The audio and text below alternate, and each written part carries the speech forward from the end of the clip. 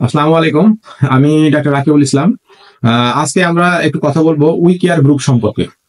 তো we care group সম্পর্কে যারা জানেন না তারা ওই যে ডেসক্রিপশনে উই কেয়ার গ্রুপের লিঙ্ক দিয়ে দিব। সেখানে গিয়ে গ্রুপ থেকে ঘুরে আসতে পারেন। আর আমাদের গ্রুপটা খোলা হয়েছিল 2018 সালে। এখন 2 লাখের বেশি মেম্বার। তো এই গ্রুপটা খোলার উদ্দেশ্য সম্পর্কে আমি কিছু কথা বলতে চাই। আর শেষে প্রতি সপ্তাহে যে স্বাস্থ্য পরামর্শগুলো আসে বা যে পোস্ট গুলো হয় সেগুলো নিয়ে আমরা কিছু কথাবার্তা বলি। তো 1 নম্বরে আমরা জানি যে উই কেয়ার গ্রুপটার খোলার উদ্দেশ্য কি। উই কেয়ার গ্রুপ খোলার প্রথম উদ্দেশ্য কিন্তু স্বাস্থ্য পরামর্শ। যে এখানে কিন্তু কোনো চিকিৎসা দেওয়া হয় না, যে একটা ফেসবুক পোস্টের মারফতে চিকিৎসা দেওয়া কিন্তু ঠিক না, দেয়ও না। তো এখানে কোনো চিকিৎসা দেওয়া হয় না, এখানে শুধু পরামর্শ দেওয়া হয়, ছোটখাটো পরামর্শ। আহ কি ধরনের পরামর্শ, যে আপনার এই অসুবিধা হইলো, এই অসুবিধার জন্য কোন স্পেশালিস্ট ডাক্তারের কাছে যাবেন। তো এইগুলা জানতে কিন্তু আপনাদের ওই থার্ড পার্টির হেল্প নেওয়া লাগে। তো থার্ড পার্টির হেল্প যেখানে নেবেন সেখানে ভাববেন যে আপনার কিন্তু আহ, মানে দালালি বাবদ কিছু খরচ করতে আপনার চলে যাবে। সহজ কথা হচ্ছে এটা। সব ক্ষেত্রেই না, তো বেশিরভাগ ক্ষেত্রে কিন্তু এটা যায়। তো এই থার্ড পার্টির হেল্প ছাড়াই আপনি এখানে জানতে পারবেন যে এই সমস্যার জন্য আমি কোন স্পেশালিস্ট ডাক্তার দেখাবো, আর আপনার এলাকায় এই স্পেশালিস্ট ডাক্তার আছে কিনা এটা জানার জন্য এখানে পোস্ট দিতে পারেন। এটা অ্যাপ্রুভ করা হয়। শুভাকাঙ্ক্ষীরাই, মানে ওই গ্রুপের মেম্বাররাই জানা যায় যে এই বিভাগের এই ডাক্তার আছে, তো এই ডাক্তার এখানে বসে। তো এটা সম্পূর্ণ কিন্তু নিজের দায়িত্বে আপনাকে নিতে হবে। এখানে যেখানে আর্থিক লেনদেন থাকবে সেখানে সাবধানতা অবলম্বন করবেন। আর এখানে যেহেতু প্রথমে বললাম এখানে কোনো ট্রিটমেন্ট দেওয়া হয় না, তবে এখানে কিছু স্পেশালিস্ট ডাক্তার আছে, আপনি চাইলে আপনার যদি ভালো লাগে তাহলে তাদের কাছ থেকে টেলিমেডিসিন চিকিৎসা নিতে পারেন, এটা নিজের দায়িত্বে। এটা একটা কথা। আপনারা যারা উইকেয়ার গ্রুপে পোস্ট করছেন তাদের উপকার হবে এই ভিডিওটা দেখে। চলেন আমরা একটু পোস্ট গুলা একটু দেখি। এই যে তুষার তুষার নামে একজন ফেসবুকে পোস্ট করছে যে এইচ পাইলটের জন্য কোন টেস্ট করলে ভালো হয়, সাভার বা ঢাকার কোন হাসপাতালে করলে ভালো হবে, খরচ কেমন। এই স্পাইলরের জন্য তো 2-3টা টেস্ট আছে, এখন ডাক্তার আপনাকে কোনটা পরীক্ষা করতে দিয়েছে এইটা বললে ভালো হয়। তো যাই হোক, ওই যে ইউরিয়া ব্রেথ টেস্ট, তারপর স্টুল অ্যান্টিজেন, এন্ডোস্কোপি মারফতেও বায়োপসি নিয়েও এটা করা যায়। তো এইগুলা পরীক্ষা আসলে হাসপাতাল অনুসারে ভ্যারি করে। যেমন আপনি ইউরিয়া ব্রেথ টেস্ট করলে হাসপাতাল অনুসারে 2,000 থেকে 3,500 মধ্যে করা যায়। আবার যদি এন্ডোস্কোপি করেন, বায়োপসি করেন, সেক্ষেত্রে কিন্তু 5,000 থেকে 15,000 মধ্যে এটা ভেরি করে। তো এইটাই তার পরামর্শ। শাহাদত হোসেন শাহাদত হোসেন নামে একজন ভাই পোস্ট করছে যে কারেন্ট না থাকা অবস্থায় রান্নাঘরে প্রবেশের সময় ছোট একটা বিড়ালের উপর পা পড়ে গেছে, এবং ওই বিড়াল নড়াচড়া করার ফলে বিড়ালের নখের ফুটায় রক্ত বের হয় এবং সাদা সাদা দাগ আছে। এজন্য করণীয় কি? তাহলে এটা খুবই গুরুত্বপূর্ণ একটা কথা, যে বিড়াল কুকুরের কামড়ে বা আঁচড়ে যদি ব্লাড বের হয়, বা এমনকি ব্লাড বের যদি নাও হয়, যদি একটা আঁচড় দেয় এবং সেখান থেকে যদি রসও বের হয়, সেক্ষেত্রে কিন্তু ভ্যাকসিন নিতে হবে। কারণ আপনারা জানেন যে এই বিড়াল কুকুরের মারফতে কিন্তু রেবিসটা ছড়ায়। তো রেবিস আক্রান্ত বাই চান্স যদি হয়ে যান, রেবিস আক্রান্ত গুলো চিকিৎসা এখন পর্যন্ত আবিষ্কার হয়নি। মানে আক্রান্ত হলে বা ওই ভাইরাস যদি ইনফেক্টেড করে আপনার বডিতে, আপনি মারা যাবেন মোটামুটি শিওর। তো আপনি রিস্ক কেন নেবেন 2,500 টাকার জন্য? জানেন যে 5টা ভ্যাকসিন দেওয়া লাগে, 5টা ভ্যাকসিনে 500 করে দাম, 2,500 টাকা। এটা আপনি যে কোনো নিকটস্থ জেনারেল ফিজিশিয়ান বা এমবিবিএস ডাক্তাররা কিন্তু এই চিকিৎসা নিতে পারে, আর ফার্মেসির বড় দোকানে আপনার এই রেবিসের ভ্যাকসিন পাবেন। তাহলে পরামর্শ কি?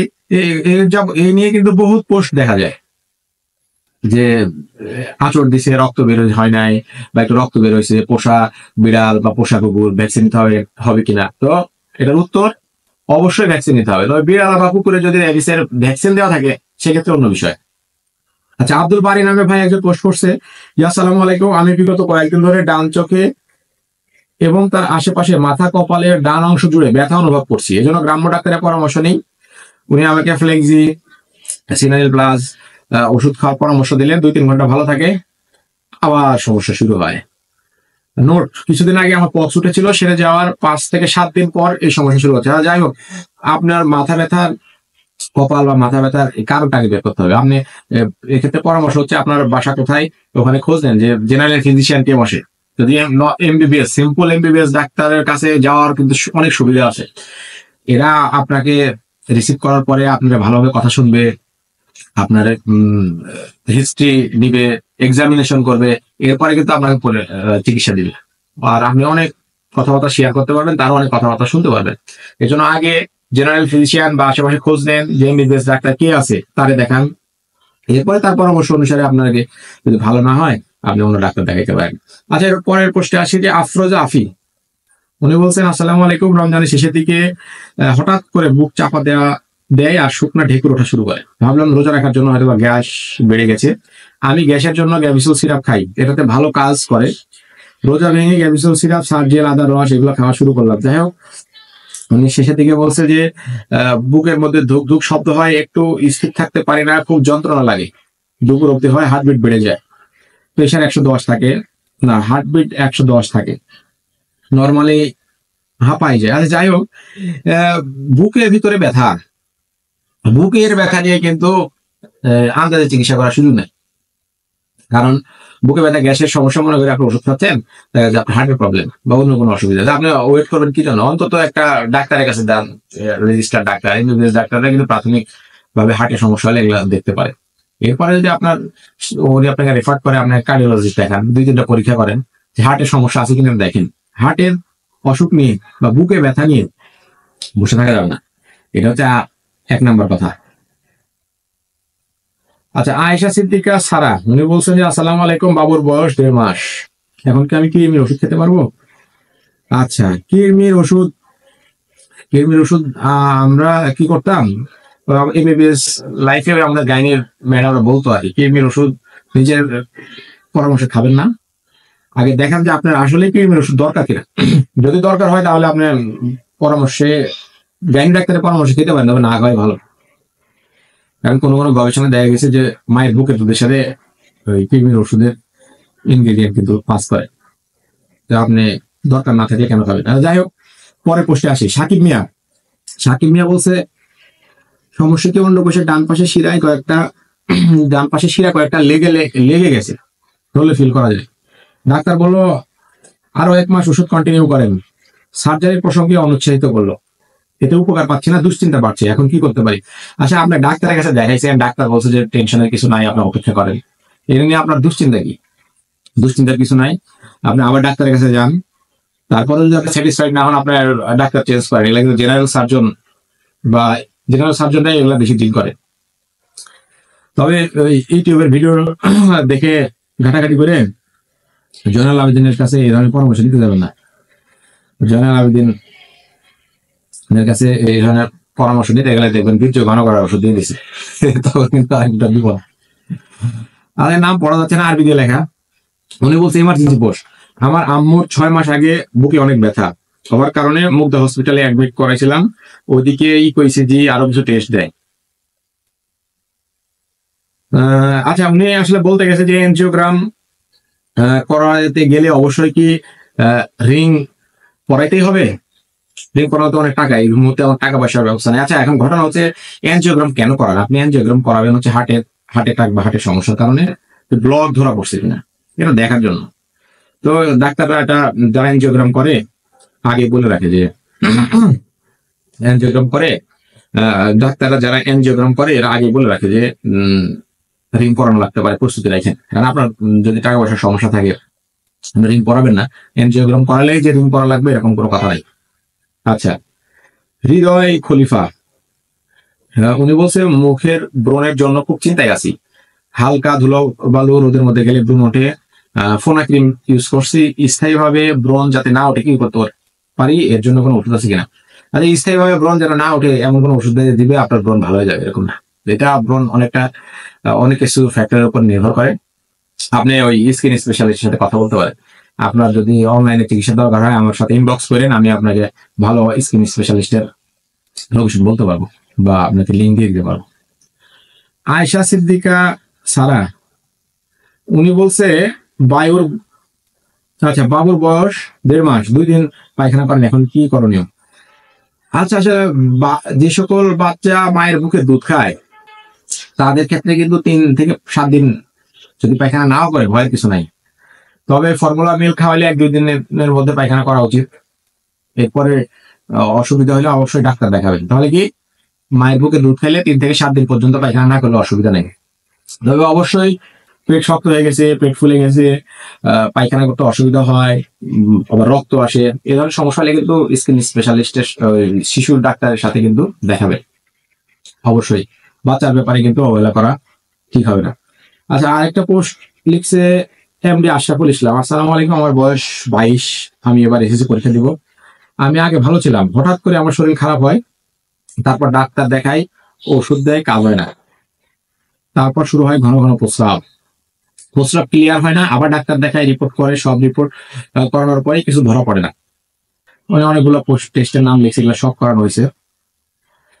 আর অনলাইনে চিকিৎসা নিতে গেলে টাকা চাই, ভিজিট চাই। ভাই, ভিজিট চাই আপনার কাছে না পোষালে আপনি দেখাবেন না, এটা হচ্ছে 1 নম্বর কথা। কারণ সেটা দুর্নীতি করতেছেন, আপনার ফিক্সড ভিজিট আছে, আপনি চাইলে দেখাবেন, না হলে দেখাবেন না।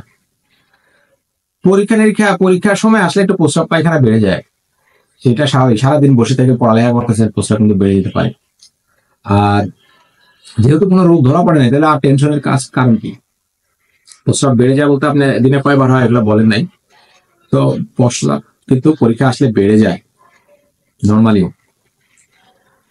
তো এই হচ্ছে ঘটনা। আপনি আবার ডাক্তারের কাছে যাবেন যদি অসুবিধা খুবই বেশি ধরনের হয়। তাহলে প্রস্রাবের সমস্যা নেই, যে আগে বললাম জয়নাল আবেদিনের কাছে কিন্তু যাওয়া যাবে না, গেলে কিন্তু আপনার বীর্য ঘন করার ওষুধ দিয়ে দিবে, পরে আরেকটা বিপদ, সামনে পরীক্ষা। মুহিদ হাসান বলছে যে আমি মুহিদ, বয়স 26, 1 মাস ধরে মাঝে মাঝে নাভির চারপাশে হালকা সুস্পটার মতো ব্যথা করে, আর 2 মাস আগে গুটি গুটি মল বের হতো, এখন এটা ঠিক হয়ে গেছে। কিন্তু উপরে দুটো সমস্যা, নাভির সুই ফোটা আর মল বের হয়ে যায়, এই দুইটা সমস্যা বিদ্যমান, ওজন কিছুটা কমে গেছে যায়, আপনার মনে হচ্ছে কমিশনে যেটা ফিস্টুলা, এটা নিয়ে আপনি বসে থাকেন না, জেনারেল সার্জারির কাছে যান। জেনারেল সার্জারি ডাক্তার আপনি আশেপাশে খোঁজ করেন, আপনি নিজে খোঁজ নিয়ে নিজে যাবেন। মনে রাখবেন যে আপনার ফার্মেসি, পাশে ফার্মেসি দোকান বা থার্ড পার্টি কারোর সাথে আপনি এবারে পরামর্শ নেবেন যে কার কাছে যাওয়া যায়, পরিচিত আছে কিনা, সব খোঁজ খবর নিয়ে আপনি নিজে যাবেন, নিজে গিয়ে ওই হসপিটালের রিসেপশনে কথা বলবেন, আপনার টাকা পয়সা কিন্তু অনেক বেঁচে যাবে। তাহলে এটা কি ফিস্টুলা হতে পারে? আচ্ছা, যাই হোক, জোবাইর হোসেন নামে একজন পোস্ট করছে, আসসালামু আলাইকুম, সবাই কেমন আছেন? আমি একটি বিষয়ে পরামর্শ চাচ্ছিলাম, সেটি হলো আমার মাথায় প্রচন্ড খুশকি, জানি না এটা কি ধরনের চর্মরোগ, আমার মাথাটা তেমন চুলকায় না, কিন্তু যদি এমন অবস্থায় 2 থেকে 3 দিন গোসল না করি তাহলে প্রচন্ড চুলকায়। শ্যাম্পু দিয়ে গোসল করলেও 2 থেকে 3 দিন কোনো চুলকায় না, কিন্তু আমি যখন চিরুনি দিই তখন প্রচন্ড খুশকির মতো বের হয়।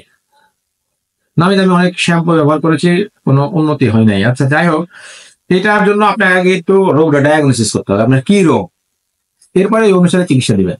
তো এই জন্য আপনি কি, ওই যে বললাম, স্পেশালিস্ট, স্কিন স্পেশালিস্ট একটু দেখান, অথবা এমবিবিএস ডাক্তারের কাছেও আপনি এই পরামর্শ নিতে পারেন। আগে জিজ্ঞেস করবেন যে আমার রোগটার নাম কি, তারপর সেই অনুসারে সে আপনাকে চিকিৎসা দিবে। তো এটা আরেকটা কথা আপনাকে এটা বলে রাখি যে কোনো ডাক্তারের কাছে গেলে আপনাকে অবশ্যই আপনার কি রোগ এটা জানতে চাইবেন। স্যার, আমার রোগের নাম কি? সে স্পেসিফিক একটা না বলতে পারলেও অন্তত 2-3টা ডায়াগনোসিস করবে, ডিফারেন্সিয়াল ডায়াগনোসিস, যে এটা হতে পারে। আর যদি না বলে তার কাছে যাবেন না, এটা হচ্ছে সহজ কথা। কারণ আপনার যদি সে বুঝাই না দিতে পারে, আপনি যাবেন কি জন্য? আপনার পাশে অন্য কোনো ডাক্তারের কাছে যাবেন, দেখুন আপনার সেই কাউন্সিলিং করবে, আপনাদের বুঝাই দিবে এই রোগের পরবর্তীতে কি কি ধাপ হইতে পারে, কি ধরনের চিকিৎসা দিল। আপনি টাকা দিয়ে ডাক্তার দেখাবেন, আপনি সার্ভিস ফুলফিল নেবেন না, ফুলফিল নেওয়া উচিত। আচ্ছা, সাইদুল ইসলাম উনি একটা পোস্ট করছে, যেটা খেলে কি মুখ ও গলার ঘা ভালো হয়, ক্যাভিট সি প্লাস। আচ্ছা, উনি ভিটামিন সি একটা ওষুধের ছবি এখানে আপলোড করছে। গলা মুখের ঘা, ভিটামিন সি এর একটা রোল আছে খাইলে, কিন্তু এটা খাইলে যে ভালো হয়ে যাবে এরকম না। ভিটামিন সি খাবেন, ভিটামিন খেলে শরীরের জন্য ভালো, আর ভিটামিন সি ন্যাচারাল সোর্স থেকে নেবেন, ওষুধপত্র খাওয়া কি দরকার? ভিটামিন সি সমৃদ্ধ খাবার দাবার যারা আছে, লেবু, মালটা, পেয়ারা, আমড়া, আমলকি, এগুলো খাওয়া দাওয়া করবেন। সোহেল ভাই এখানে একটা আল্ট্রাসাউন্ডে একটা রিপোর্ট আপলোড করছে। আচ্ছা, আসলে রিপোর্টের ব্যাপারে কথা হলো কি, যে রিপোর্ট আসলে এভাবে ফেসবুকে আপলোড করা ঠিক না। আপনি একটা ডাক্তার দেখাচ্ছেন, ডাক্তার আপনাকে পরীক্ষা দিল, এখন আপনি এসে এই গ্রুপে পোস্ট দিবেন যে রিপোর্টে কোনো সমস্যা আছে কিনা। আপনি ওই ডাক্তারকে দেখান, পরামর্শ কি দেয়, তার কাছে জানতে চান যে আমার রোগটা কি, এখন কি চিকিৎসা নেওয়া যায়। এবার গ্রুপে আপলোড করে করা আলটিমেটলি ঠিক না। সে ডাক্তারের কাছে যদি আপনি স্যাটিসফাইড না হন বা তার কথাবার্তা ভালো লাগলে, আপনি আরেকটা ডাক্তার দেখান সেই বিভাগেরই। ডাক্তার কিন্তু এখন অ্যাভেলেবল বাংলাদেশে। তারপরে আপলোড যেহেতু করছেন, আমি একটু পড়ে দেখি। উনি বলছে যে আল্ট্রাসাউন্ডে গল ব্লাডার একটা সমস্যা, রিপোর্টে সফট ইকোজেনিক প্রোট্রুশন, পলিপ। আচ্ছা, পিত্তথলিতে কোনো পাথর বা কোনো টিউমার, মানে টিউমার যদি হয় এমনি কোনো তো দেরি করার কোনো স্কোপই নাই, দ্রুত আপনার এই যে ডাক্তারকে দেখাইছেন তার কাছে আবার যান। পিত্তথলির ব্যাপার স্যাপারে কিন্তু অবহেলা করা যাবে না। মনে রাখেন ওই বই লেখা আছে পিত্তথলিতে ক্যান্সার হলে কিন্তু মানুষ 3-4 বছর বাঁচে। তো আপনার রিস্ক কেন নেবেন? 5 বছর মনে হয়। বাকিটা আল্লাহর ইচ্ছা, আল্লাহ চাইলে আবার অনেক দিন বাঁচা রাখতে পারে, কিন্তু বইপত্রে এটা লেখা আছে। এবার সাদিয়া আরিন, উনি কি লিখছে, অনেক মোটা প্লাস অতিরিক্ত ওজন বেড়ে গেছে, সেই সাথে প্রচুর দুর্বলতা, 3টা সিজার হয়েছে, এর জন্য কোন ডাক্তার দেখাইলে ভালো হবে, পরামর্শ দিন। জটিল প্রশ্ন। ওজন কমানো নিয়ে কিন্তু ব্যাপক কন্ট্রোভার্সি আছে।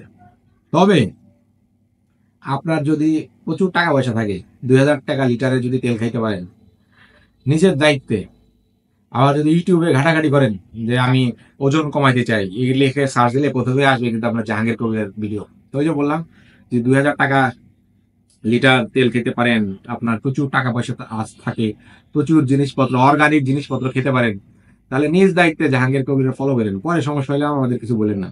আর সহজ সরল উপায় হচ্ছে আপনাকে একটু কষ্ট করতে হবে। কষ্টটা কি? ক্যালোরি মেনটেন করে কিন্তু ওজন কমে। এটা আপনারা কিন্তু বলে না, কারণ এটাতে লাভ কম, ডাক্তারদের এখানে লাভ কম, ও জিনিসপত্র বেচা বিক্রি কিন্তু হয় না।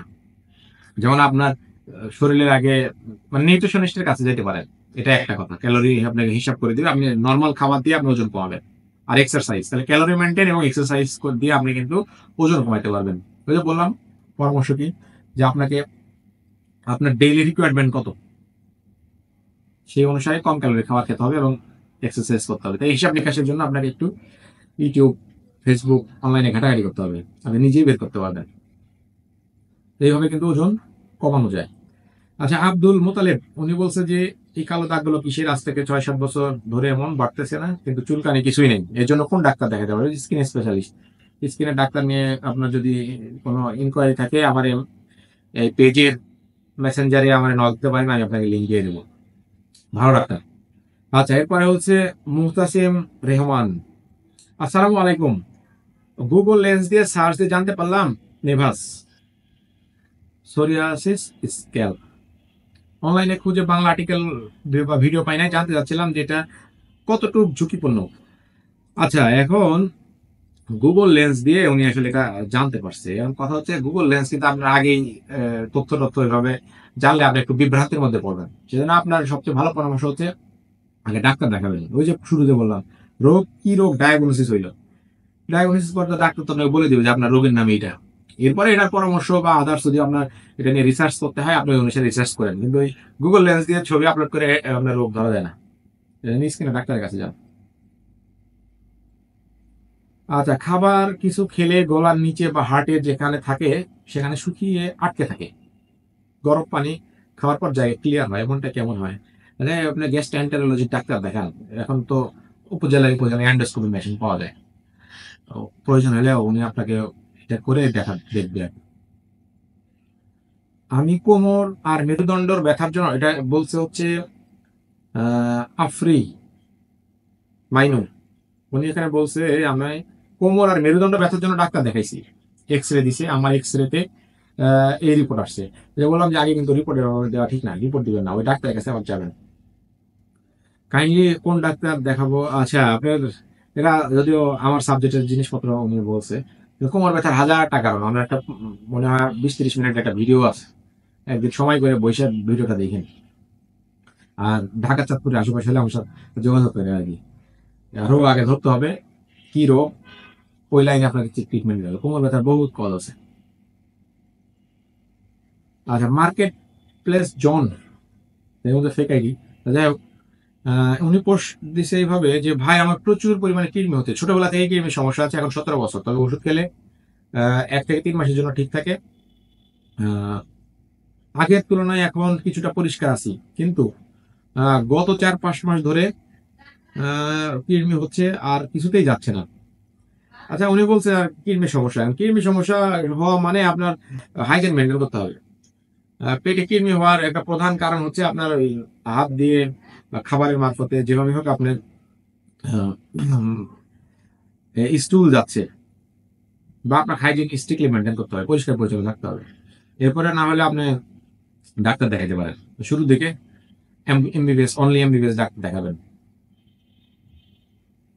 আবরার আহমেদ শাহিন উনি বলছে গত 1 সপ্তাহ যাবৎ ঘন ঘন প্রস্রাব হয়, প্রস্রাবের বেগ আসলে 1 মিনিটও দেরি করতে পারি না। সমস্যা মহিলা মানুষের, এখন কি করতে পারে? আচ্ছা, ঘন ঘন প্রস্রাব 1 মিনিটও দেরি করা যায় না, এটা অনেক কারণ থাকতে পারে। আপনি কারণ ছাড়া আপনি কিভাবে উম, চিকিৎসা আপনি করাবেন? এই জন্য যেমন ইউটিআই হতে পারে, ডায়াবেটিসের কারণে হতে পারে, প্রেগনেন্সিতে ওই ধরনের সমস্যা হয়, ব্লাডারে পাথর টাথর আছে কিনা, এই জন্য জেনারেল ফিজিশিয়ান, সব সময় বলি আশেপাশে খুঁজবেন জেনারেল ফিজিশিয়ান কে আছে, জেনারেল ফিজিশিয়ানের কাছে যাবেন, সে আপনার একটা চিকিৎসা দেবে, কম টাকায় চিকিৎসা দেবে, জেনারেল ফিজিশিয়ান। এরপরে আপনি তার পরামর্শ অনুসারে যাবেন, অবশ্যই কোনো দালাল বা থার্ড পরামর্শ অনুসারে যাবেন না। তার আগে আহ, আপনি রোগটা ধরার জন্য ডাক্তার দেখান, এরপর চিকিৎসা নেন। মিঠুন ঘোষ, মিঠুন ঘোষ বলতে কোষ্ঠকাঠিন্যের সমস্যা ছিল। স্কোলোনোস্কোপি করার পর ডাক্তার বলছিল আইবিএস, কিন্তু আজ 2 মাস যাবত পেটের উপরে হালকা ব্যথা অনুভব হয়। এর কারণ কি হতে পারে? করণীয় কি? আচ্ছা, আইবিএস একটা লাইফস্টাইল ডিজিজ মোটামুটি, ওই ডাক্তারের কাছে আবার যান যে স্যার এই সমস্যা ভালো হচ্ছে না, কি করলে? আহ, যদি আসলে আইবিএস হয়ে থাকে তাহলে এটা কিন্তু একটা দীর্ঘমেয়াদী চিকিৎসা বা কিছু জিনিসপত্র মেনে এটা ঠিক করতে হয়। আমি এরকম বহুত রোগী পাইছি। একটা গল্প বলি আপনার, এইদিকে আমাদের ওই শাওন ভাই ছিল, শাওন ভাই আমাদের সিএ ছিল, আমাদের মেডিসিন ওয়ার্ডে আমাদের ইন্টার্নশিপ করে। তো আইবিএস যদি বললাম যে এখানে কিন্তু একটা মেন্টাল ব্যাপার স্যাপার থাকে আইবিএস এর ক্ষেত্রে। তো শাওন ভাইয়ের কাছে রুগী আসে যে স্যার তো ভালো হয় না। তো আমার একটা ভাইয়েরও এই সমস্যা ছিল, সে নাকি কবিরাজের কাছে পানি পড়া খাইছে, পানি পড়া খেয়ে তার রোগ ভালো হয়ে গেছে। তো এখন শাওন ভাই বলে যে কি বল, কোন কবিরাজ? তো বলে যে এই কবিরাজ। তো বলে পানি পড়া তো আমিও দিই। রুগী বলছে কি কোন স্যার, আমরা ডাক্তার মানুষ, পানি পড়া দেন? হ্যাঁ, আমি পানি পড়া দিই তো, আপনারা দিই, আপনি খান, 15 দিন পরে আমার কাছে আইসেন। তো শাওন ভাই পানি পড়া দিয়ে দিচ্ছে ওষুধের পাশাপাশি। তো রোগী 15 দিন পরে আইসে বলে স্যার আমি তো সুস্থ। বিশাল তাজ্জব ব্যাপার, পুরোপুরি সুস্থ। তো ঘটনা হচ্ছে এটা যে আইবিএস কিন্তু ওই ইনফ্লামেটরি বাউল ডিজিজ, যেটা মেন্টালি কিন্তু আবার একটু সম্পর্ক আছে এই ইয়ের সাথে, এই ডিজিজের সাথে। তো পানি পড়াতে কিন্তু শান ভাই এই আইবিএস ভালো করে দেয়। কি পড়া দিছিল এটা আমি জানি না। শান ভাই মনে হয় এখন ওই কুমিল্লা মেডিকেল কলেজ এমার্জেন্সি এখনো বসে, দাউদকান্দি চেম্বার করে, আপনি চাইলে খোঁজ খবর নিতে পারেন। আচ্ছা, যাই হোক, আহমেদ রিহা, আহমেদ রিহা বলছে আমি একটা চাকরি করি, চাকরির জন্য ট্রেনিং করতেছে। এখন ট্রেনিং করলে তো অনেক পরিশ্রম করতে হয়, শরীর অনেক দুর্বল, শক্তি পায় না। এই জন্য কোন খাবার খেলে শক্তি বৃদ্ধি হয়? শক্তি বৃদ্ধির জন্য উনি চাচ্ছে যে ভিটামিন বি 12 খেতে। ভিটামিন খাইলে যে আপনার শক্তি বৃদ্ধি পাবে এরকম কোন কথা নেই। প্রোটিন জাতীয় খাবার খেতে হবে, কার্বোহাইড্রেট কমাইতে হবে, প্রোটিন জাতীয় খাবার খাবেন আপনার শরীরের কন্ডিশন অনুসারে, আর এক্সারসাইজ করবেন, তাহলে শরীর ভালো থাকবে, শরীর বৃদ্ধি পাবে। ফসলের রাব্বি, হাত পা থেকে চামড়া উঠতেছে, এর করণীয় কি? চামড়া তো সবার উঠে, শীতকালেও আরো বেশি উঠে। ডিহাইড্রেশন, পানি বেশি বেশি করে খান। সমস্যা গুরুতর হলে স্কিনে ডাক্তার দেখান। গত 1 মাস ধরে পায়ের সাইডে এমন 3টা গোটার মতো হয়েছে, চাপ লাগলে ব্যথা লাগে। আচ্ছা, আমার ছবি দেখে মনে হচ্ছে এটা একটা কর্ন, কর্ন ওই যে hard corn, soft corn, seed corn এগুলো থাকে। যদি আপনার ব্যথা, মানে এখন নর্মালি এইসব কর্ন হলে কি হয়, নরম জুতা পড়তে হয়। আমাদের কাছে বহুত রুগী আসতো, আমরা তখন জিবি প্র্যাকটিস করতাম এই সমস্যা নিয়ে। তাহলে ওই যে পরামর্শ এটা, যে টাইট জুতা পরা যাবে না, মোজা পরবে, নরম সোল ইউজ করতে হবে, গরম পানিতে ভিজিয়ে রেখে আস্তে আস্তে একটু ঘষা দিবেন, অনেকে ছোটখাটো হলে এটা উঠে যায়। আর যখন দেখা যাচ্ছে প্রচুর ব্যথা, আপনার ডায়াবেটিস আছে, ওখান থেকে পুষ পানি বের হচ্ছে, বা সাইজটা খুব দ্রুত বেড়ে যাচ্ছে, তাহলে কিন্তু আর আপনাকে বসে থাকা যাবে না, ডাক্তারকে দেখাইতে হবে। এটা যে কোনো ডাক্তারের চিকিৎসা করে, জেনারেল ফিজিশিয়ানরাও কিন্তু অনেক এক্সপার্ট আছে, এগুলা আপনি কেটে দেয় যদি কাটা কন্ডিশনে যায়। নাহলে জেনারেল সার্জারির কাছে যায়, অর্থোপেডিক্স ডাক্তারের কাছে যাবেন, আপনি এটা ঠিক করে দেবে। কিন্তু আপনার ছবিতে যেটা দেখা যাচ্ছে, আমার মনে হচ্ছে এখন ওই পর্যায়ে যায়নি, অপারেশনের পর্যায়ে। আচ্ছা, যাই হোক, এবার রাজীব হোসেন, রাজীব হোসেন উনি পোস্ট লিখছে, আসসালামু আলাইকুম, আমার একটা বিষয় জানার ছিল। আমার বয়স 23 বছর। সমস্যা হলো গত 2 মাস আগে আমি একটা গার্মেন্টসে চাকরি নিই, চাকরির সুবাদে আমি দীর্ঘদিন দাঁড়িয়ে থাকতে হয়। অফিস করার পর থেকে আমার ডান হাত চিচিতে অবশ হয়ে যায়, আঙ্গুলের মাথায় মনে হয় জ্বলতেছে। এখন ঈদের ছুটিতে বাড়িতে আছে, আচ্ছা, এখন এই ঘাড়ে থেকে ব্যথা হাত পর্যন্ত যায়, এটা মেন কজ হচ্ছে ওই সার্ভাইকাল স্পন্ডাইলোসিস কিনা আপনাকে ডায়াগনোসিস করতে হবে। আপনার বাসা কই, কোন এলাকায় আছেন বা কোন এলাকায় থাকেন, এগুলো নিয়ে পোস্ট দিয়ে ওই অঞ্চলের অর্থোপেডিক্সের ডাক্তার থাকলে আপনি দেখাতে পারেন। আর ওই যে বললাম চাঁদপুর বা ঢাকার আশেপাশে হলে আমরা দেখাতে পারেন। আচ্ছা, যাই হোক, সোহানুর রহমান, সোহানুর রহমান বলছে আমার বয়স মাত্র 18, কিন্তু 1.5 সপ্তাহ ধরে আমার পায়ের গিরার মধ্যে কটকট আওয়াজ হয়, বসা থেকে উঠতে গেলে হালকা ব্যথা লাগে। একদিন 15 কিলোমিটার মধ্যে সাইকেল চালাইছে আর অনেক ভারী কাজ করছে। আচ্ছা, হঠাৎ কাজের পরিমাণ বেড়ে গেলে বা অ্যাঙ্কেলের উপরে চাপ পড়লে এই ধরনের ব্যথা হতে পারে। আপনি এক্সরে করান, ডাক্তার দেখান যে কোনো লিগামেন্ট ইনজুরি হয়েছে কিনা বা কোনো অসুবিধা আছে কিনা, এই অনুসারে দেখে আপনি এটা পরামর্শ দিতে পারেন। তা ডাক্তার দেখান, এক্সরে করায়, ডাক্তার দেখে এক্সরে করাবেন। আচ্ছা, এরপরে একটা আরেকজন পোস্ট করছে যে সজীব আহমেদ, গলায় গিলতে গেলে খাবারটা চতুর সাইডে যায়, গিলতে গেলে নিঃশ্বাস বন্ধ হয়ে যায়, গলার পেশিগুলো সংকোচন হচ্ছে। গলার ছবি দিচ্ছে। আচ্ছা, গলার সমস্যা হলে আপনি বসে থাকার কি দরকার? ওই যে বললাম, ইএনটি ডাক্তার দেখান, আপনার ভিতরে মেশিন দিয়ে পরীক্ষা করে দেখবে যে আসলে কোনো অসুবিধা হচ্ছে কিনা। আচ্ছা, তহিদুর রহমান বলে যে এই 3টা ডটের মতো হালকা ফোলা জায়গায় গত দিন থেকে চুলকাচ্ছে। আমি ভেবেছিলাম মশার কামড়, কিন্তু মশার কামড়ে তো এরকম হওয়ার কথা না। এটা কি স্ক্যাবিসের লক্ষণ? স্ক্যাবিসের লক্ষণ, স্ক্যাবিসের লক্ষণ নিয়ে আপনি নেটে ঘাটাঘাটি করে অনেক কিছু দেখতে পারবেন। তবে আপনার ছবি দেখে মনে হচ্ছে না এটা স্ক্যাবিস। স্ক্যাবিসের জন্য স্কিনে ডাক্তার দেখাবেন। আর স্ক্যাবিসের লক্ষণ কি হয়, আমাদের কাছে কিন্তু প্রচুর রোগী আসতো, বিশেষ করে মাদ্রাসা রোগীগুলো আসতো, যে তীব্র চুলকানি হয়, প্রচুর চুলকায়, ছোট সাদা সাদা ফুসকার মতো হয়ে যায় হাতের, সবচেয়ে বেশি হচ্ছে হাতের যে আঙ্গুলের ফাঁকে, বগলে, কোমরে। আর পরিবারের 2-3 জন একসাথে আক্রান্ত হয়, মাদ্রাসার ছাত্রদের এটা বেশি হয়। তাহলে 2-1 দিন দেখেন, দেখার পরে যদি মনে হয় যে না চুলকানি ওষুধ খেয়ে ভালো হচ্ছে না, অবশ্যই ডাক্তার দেখাবেন। আর পরিবারের কারো যদি এই ধরনের সমস্যা থাকে তাহলে তো কথাই নেই, তাড়াতাড়ি যান ডাক্তারের কাছে। মোহাম্মদ আজান, আক্কের দাঁত পুরোপুরি উঠে নাই, এর মধ্যে একটা অংশ ভেঙে গেছে, এখন করণীয় কি? Help please. ভেঙে গেছে আর কি করবেন, এখন ডাক্তারের কাছে দেখান, ডেন্টিস্টের কাছে, ও পরামর্শ দেবে। বাম পাশের ঘাড়ের উপরে অসহ্য যন্ত্রণা হচ্ছে, 2-3 দিন ধরে ওষুধে কাজ হচ্ছে না, কিছু পরামর্শ হচ্ছে। ওই যে বললাম সার্ভাইকাল স্পন্ডোলাইসিস বা মাসল স্ট্রেন, কি কারণে হচ্ছে আগে এটা ডায়াগনোসিস করেন, ডায়াগনোসিস করে তারপরে ডাক্তার দেখাবেন। তবে 5-7 দিন ধরে বেশি হচ্ছে, ঝিনঝিন হচ্ছে, জ্বর প্রচুর, তাহলে কিন্তু দেরি করা যাবে না, দ্রুত দেখাইতে হবে। হাত পায়ের রগের ভিতরে লাফালাফি করেই হৃদস্পন্দন ব্যথা হয়, নিঃশ্বাস নিতে পারি না ঠিক মতো, শরীর কাঁপে। কোন ডাক্তার দেখালে ভালো হবে? মানে নিঃশ্বাসও নিতে পারে না আবার ঠিক মতো, আবার শরীরও কাঁপাকাঁপি করে। এই যে বললাম না আপনার প্রথম প্রাথমিক অবস্থায় যদি আপনি এবার যে কন্ডিশন না হয়, অবশ্যই আপনার জেনারেল ফিজিশিয়ান দেখাবেন। আপনার আশেপাশে জেনারেল ফিজিশিয়ান পাবেন। আর এরপরে ওনার পরামর্শ অনুসারে আপনি ডাক্তার দেখাবেন, কার কাছে দেখাবেন। আচ্ছা, সানজিদা সিদ্দিকা বলছে আসসালামু আলাইকুম স্যার, গত 2 মাস আগে আমার পা মচকে যায়, ডাক্তার বলেছিল কিছুদিন রেস্ট নিলে ঠিক হয়ে যাবে, তারপর 12 দিনের মতো রেস্ট নেই। আমি একটু পা বাঁকা করে হাঁটা শুরু করি এবং হাঁটার পরিমাণটা একটু বেশি হয়ে গেছে, যার কারণে মার্ক করা হয়েছে, আবার ব্যথা হচ্ছে। একটা এক্স-রে ছবি উনি এখানে আপলোড করছে। আচ্ছা, আমার কথা শুনে মনে হচ্ছে যেটা অ্যাঙ্কেল স্প্রেন হয়েছে। তো যাই হোক, অ্যাঙ্কেল স্প্রেনের কিন্তু ট্রিটমেন্ট লং টাইম, ওই ভালো সময় লাগে আর কি। যেহেতু ভাঙা নাই, কিন্তু ব্যথা হচ্ছে বেশি, তাহলে আপনি অবশ্যই ওই ডাক্তারের কাছে যাবেন। আর অ্যাঙ্কেল স্প্রেন যদি ডায়াগনোসিস করে, ডাক্তার যেভাবে রেস্ট নিতে বলে সেভাবে রেস্ট নিয়ে, ভালো যদি দেরি লাগে 1-1.5 মাস, 1.5 মাসেরও বেশি লাগতে পারে। আচ্ছা, এরপরে হচ্ছে এহসান রেজা শান, ঘুমের মধ্যে মুখ দিয়ে লালা পড়ে, এই সমস্যার কি কোনো সমাধান আছে? কোথায় গেলে অনেক বিব্রত হয়ে যায়। আচ্ছা, ঘুমের মধ্যে মুখ দিয়ে লালা পড়া বিভিন্ন কারণ হতে পারে। একটা নাকের সমস্যা হইলে আপনার হয়, ঘুমের পজিশনের সমস্যা হইলেও হয়, মানে এটার জন্য আপনার সমস্যা, এটার জন্য নাক কান গলা ডাক্তার দেখান। 5 বছরের একটা শিশু 3 দিন আগে 10টা সিগারেট খেয়ে ফেলছে, এখন শিশুটির জ্বর আছে, মুখে থুতু আছে, করণীয় কি? আচ্ছা, 10টা সিগারেট খেয়ে এটা আপনি ইমার্জেন্সিতে আপনার নিতে হবে, দ্রুত নিতে হবে, কারণ ওই বাচ্চাদের ডোজ কত? 24 মিলিগ্রাম। একটা সিগারেটে তো আপনার 250 মিলিগ্রাম থাকে, মানে বড় যেটা অ্যাডাল্টের, এই ট্যাবলেট খাইছে কিনা আপনি লেখেন নাই। তো দ্রুত 1,000-এর উপরে উঠে চলে গেছে। দ্রুত ইমার্জেন্সি দেন, কারণ কিডনির উপরে প্রচুর চাপ পড়তে পারে। ভর্তি রাখেন, তারপর কন্ডিশন ভালো হলে ডাক্তার আপনাদের ছুটি দিবে। এই যে ওষুধপত্র খায়, বিষ খায়, এগুলো নিয়ে আমরা আবার পরশু দেন কি জন্য? দ্রুত আগে ডাক্তারের কাছে নিতে হবে।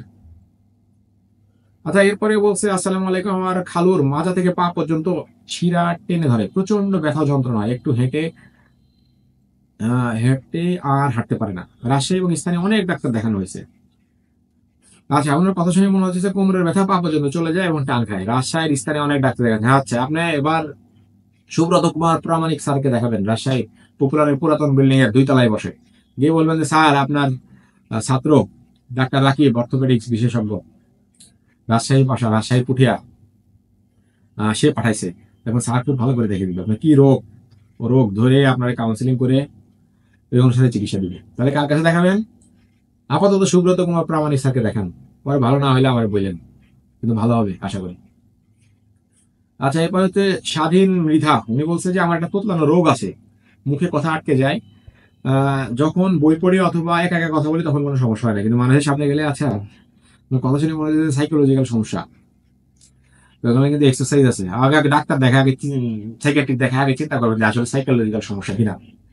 তবে ওই যে জোরে জোরে পড়বেন, ব্যায়াম করবেন, কথা বলার কিছু ব্যায়াম আছে, স্পিচ থেরাপিস্ট দেখাতে পারেন, স্পিচ থেরাপি দেখাবেন।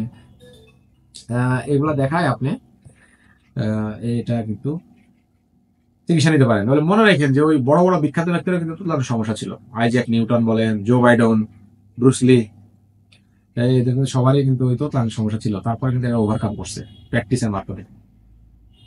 তো এই ছিল আসলে আজকের আলোচনা।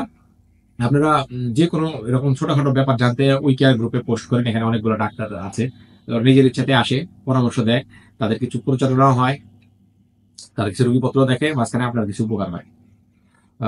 আর বেশি বেশি শেয়ার করবেন উই কেয়ার গ্রুপের কথা, আপনার বন্ধু বান্ধব ফ্রেন্ডদের জানাই রাখবেন। হতে তো পারে যে আপনার ওসিলাই এটা উপকার হচ্ছে। তো একটু উপকার হইলে তো এটা অনেক কিছু। তো আল্লাহ হাফেজ, আজকে এই পর্যন্তই।